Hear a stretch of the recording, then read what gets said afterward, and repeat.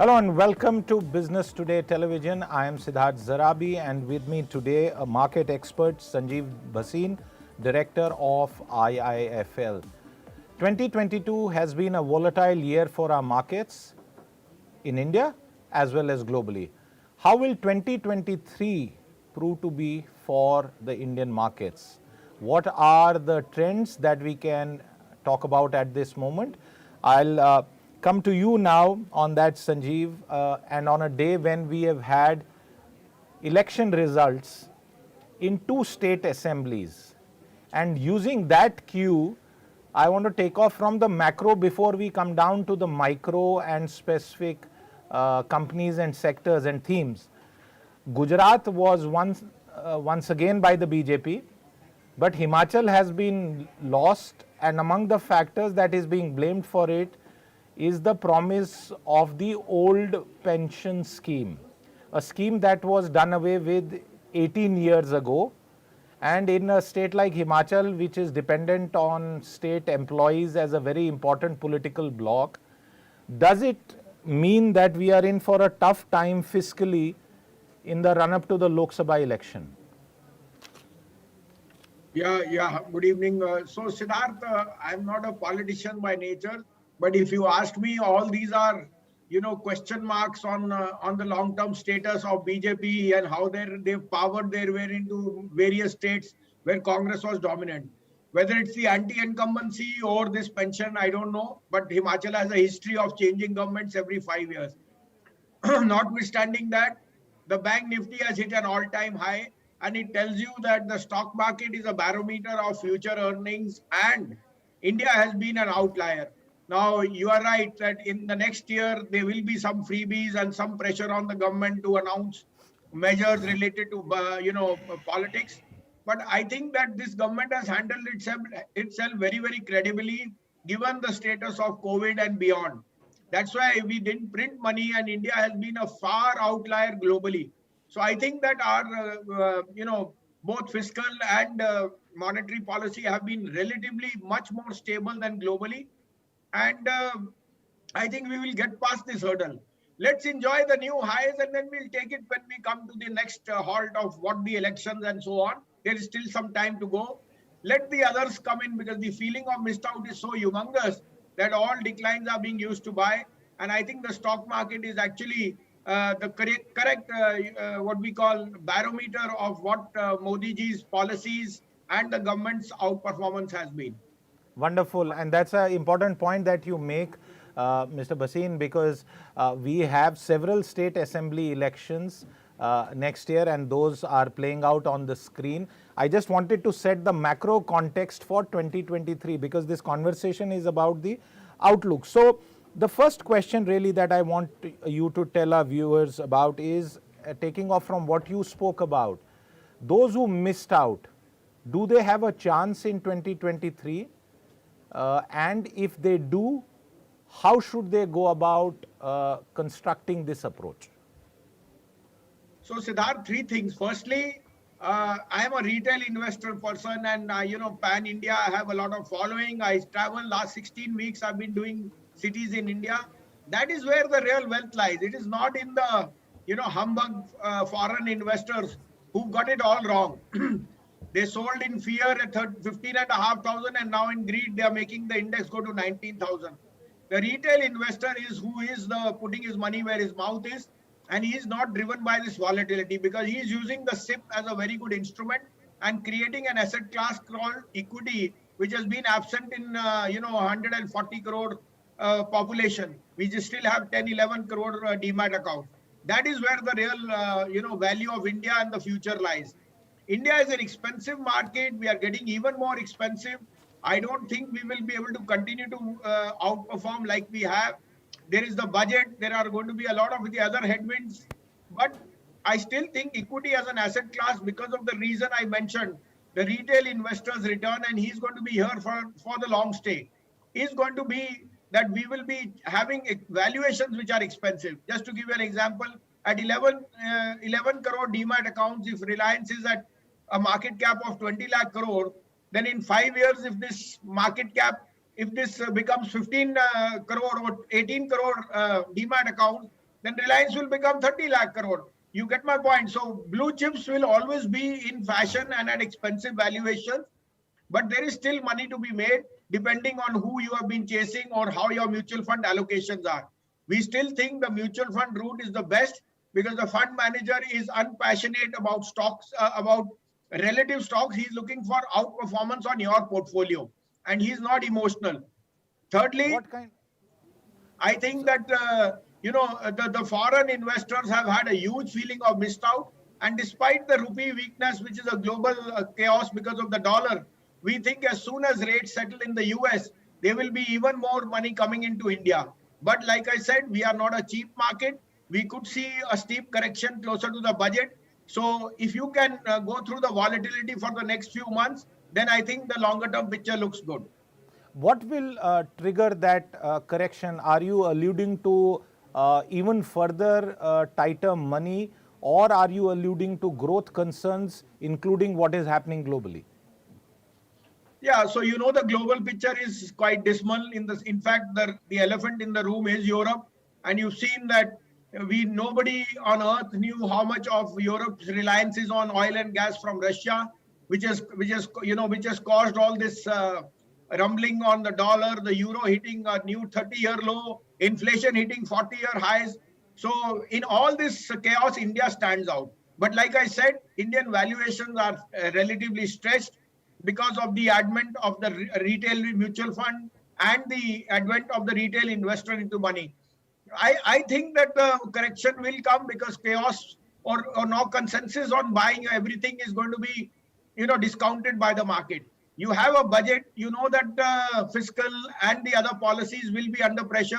We still think that the rupee has been a relative outperformer despite being a very, very weakling against the dollar. But like I said, having run up quite a bit, we should see some sort of consolidation stroke correction, which will be healthy for the market closer to the budget. Okay. One quick point before I get into some thematic component. One of the things, this global slowdown that you spoke about, Sanjeev, is the fact that crude oil is now below 80, and we know that when crude oil goes below 80 or when it goes above 100, there is a strong correlation with overall growth momentum in India. Is this a positive development? And also, if you could tell our viewers about the growth versus valuation mix. If growth is going to dip in India, which everyone is saying, then shouldn't valuations also correct because corporate earnings will get impacted? Yeah, no, the crude argument has always been, that India was totally dependent. 65% of our import bill is crude and gold. But, we are not that 20-year-old economy. And in fact, at 120, we weathered the storm well. Even though crude is at $90, look at the demand for autos. So I think this is a misnomer that oil prices will, see the collapse of the Indian rupee and the Indian economy. That is not to be. We are much more resilient than before. And now that we've got a very, very good, ally in supply from Russia, it has given us a benchmark of being much more, safer. On the crude volatility, it is difficult. You should be asking JP Morgan, who in June had predicted 358 and now says $70. So like I said, the FIs have got it all wrong. For us, this band is relatively easy. But remember, Siddharth, the biggest correlation of crude rising means global growth is back. If there is a recessionary fear, which is what bond yields in the US and Europe are telling me, then crude prices cannot rise. There is no demand. Plus, you have the China COVID shutdown, which is slowly reopening. You have the Eurozone problems, which is again an indicator that crude being weak is a harbinger that there are tough times ahead and demand is in a recessionary type of an environment.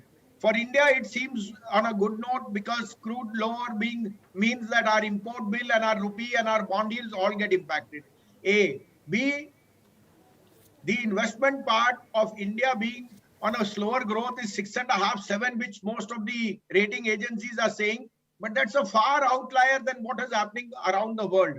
And like I alluded to you on the first point, that the retail investors' flow of liquidity into the system is going to make in India a slightly more expensive market than the rest of the Asia emerging market basket. and you will have to live with that if you have to invest for the future. Okay. You spoke about auto. What's your sense about the auto sector in 2023?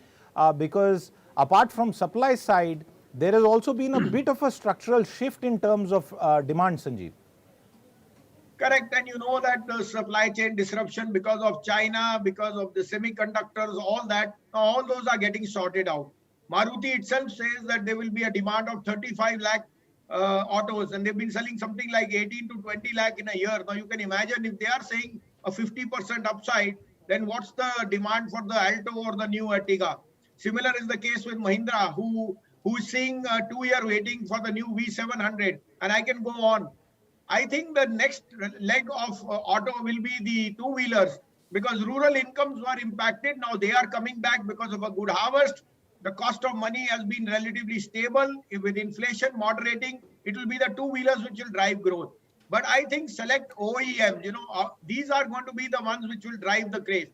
We've seen the likes of Apollo Tyre, we've seen the likes of Bosch, we've seen the likes of Motherson, and we think some of these global players will get a lion's share of the business because of this China one and Eurozone, where a lot of the PLI now is being shifted towards India. That's a very good point that you make towards the end, because one of the underlying themes of the supply side disruption, and this is anecdotally what I have heard about, for example, in Pune, which is a significant auto cluster, is that even those small components that were missing from our auto supply chain, they have also integrated within India. And that's been a response. That's a very good point. Let's talk about banking. And in banking, one of the themes that I have seen, at least from the last quarter results, is gangbuster results, Sanjeev, with the PSU pack. And we've been discussing on the channel whether this is the moment of the big PSU banking turnaround. What are your views about the banking sector in 2023? Well, Siddharth, go back to 1 year back or to 6 months back. I have been a bull on the PSU banks, and despite I'm a patriot or an Indian bull, which they call me a market guru, but PSUs have been the biggest wealth creators in the last 1 year, and they were the biggest wealth destroyers in the 5 years. So remember, every duck has its day, or everyone has its day in the sun, and PSUs have never shown like before. Only thing, stocks have doubled, tripled, or maybe 4 times in the last 1 year. So take it with a pinch of salt. That do not just rush into the trade because it's a blind trade right now. But you are right. For them, the right backs in the shape of coal, power, infrastructure, these were write downs, and these industries have turned around. Steel, cement. So the large corporate lenders have seen capital come back, and they've been very, very sweet in their performance.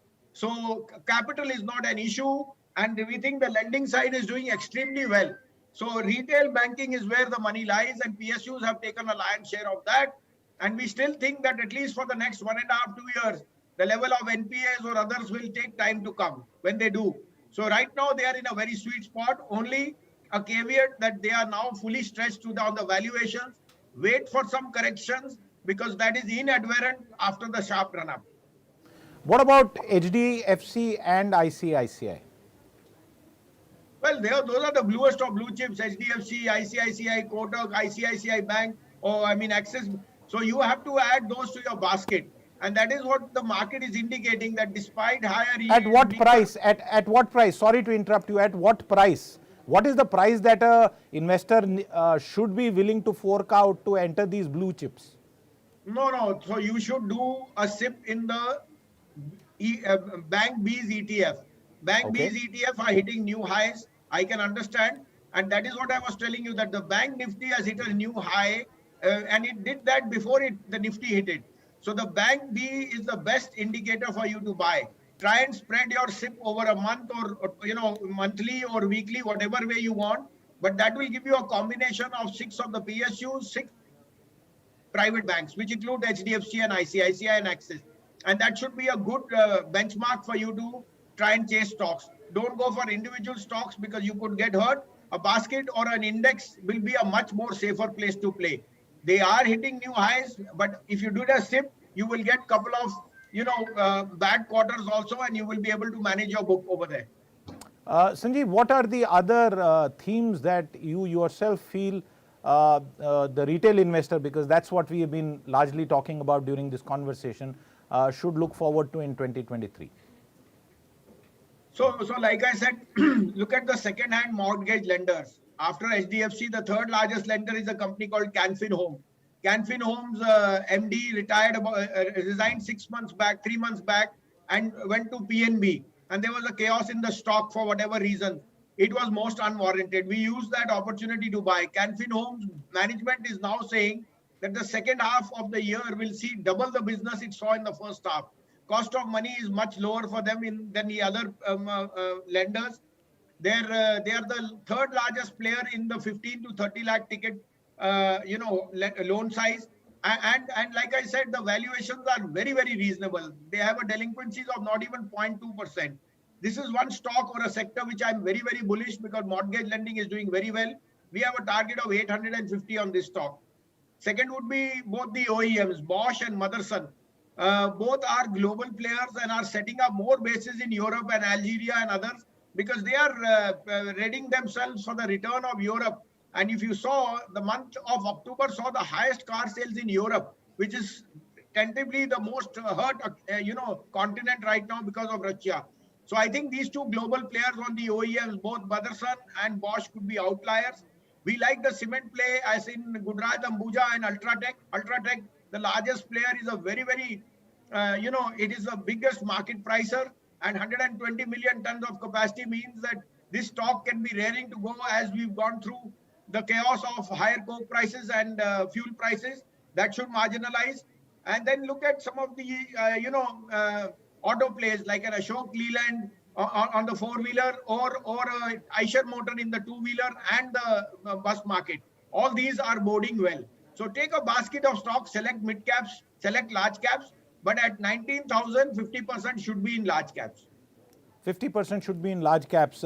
As we wind down this conversation, just 2 or 3 quick points. One, 2022 has also taught investors a lesson once again about IPOs.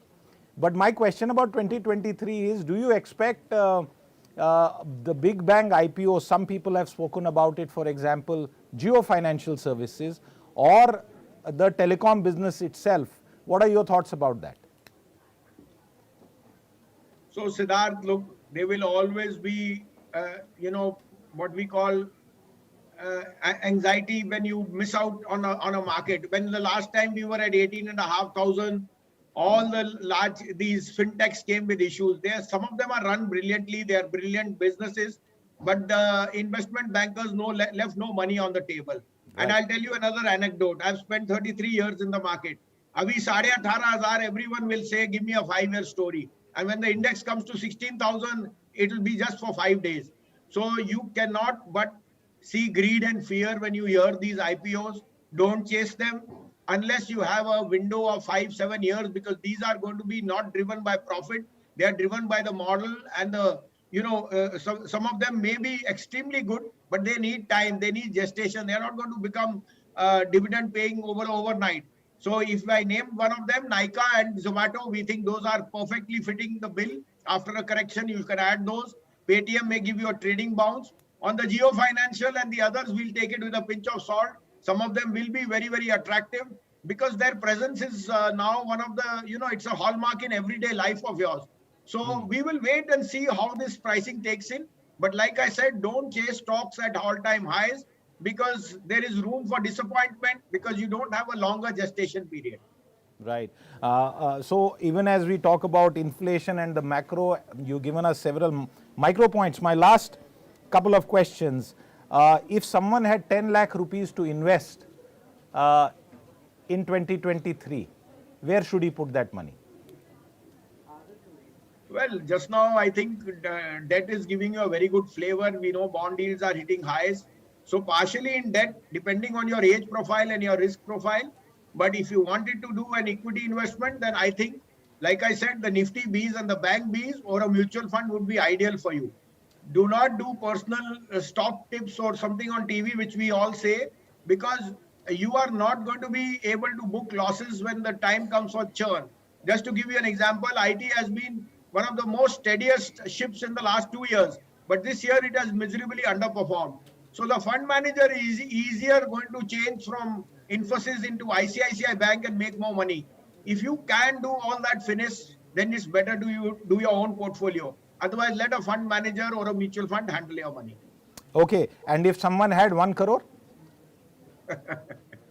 Well, 1 crore doesn't need advice. He already knows what he is doing. But like I said, if you have the longer term vision, Siddharth, I cannot be a wonder boy at 64,000.